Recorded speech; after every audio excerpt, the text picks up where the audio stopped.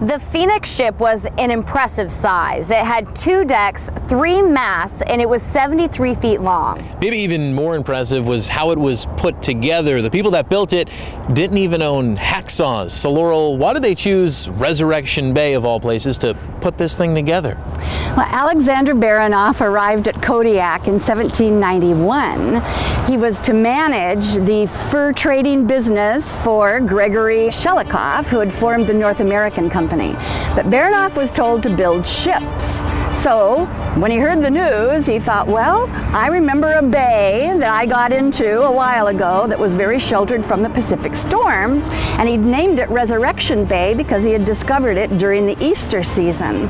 And so he also knew that that area had ample amount of timber to build the ships, and that the rise and fall of the tides would allow ships to be launched.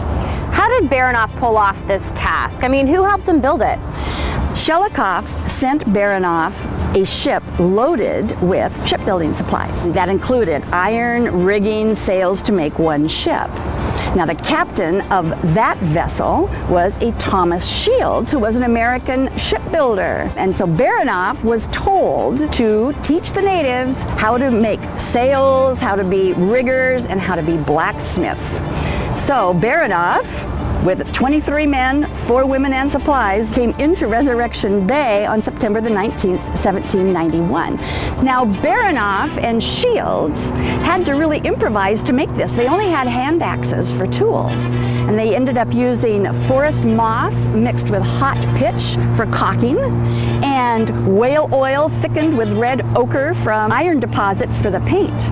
And then they spent the next 2 winters and 2 summers building this massive 180-ton ship named the Phoenix. And it launched in 1794 and was the first ship launched from the northern western coast of the Pacific. How many times did it set sail? The Phoenix set sail 6 times from Kodiak to Russia, carrying loads of fur. And then on December 1st, 1799, it was leaving Russia, heading for Kodiak, but it turned out to be its last trip. Weeks after the ship was expected in Kodiak, pieces of it started washing up on the eastern shore of Kodiak Island. But boats continued to be built in Resurrection Bay until Alaska was purchased by the United States from Russia in 1867.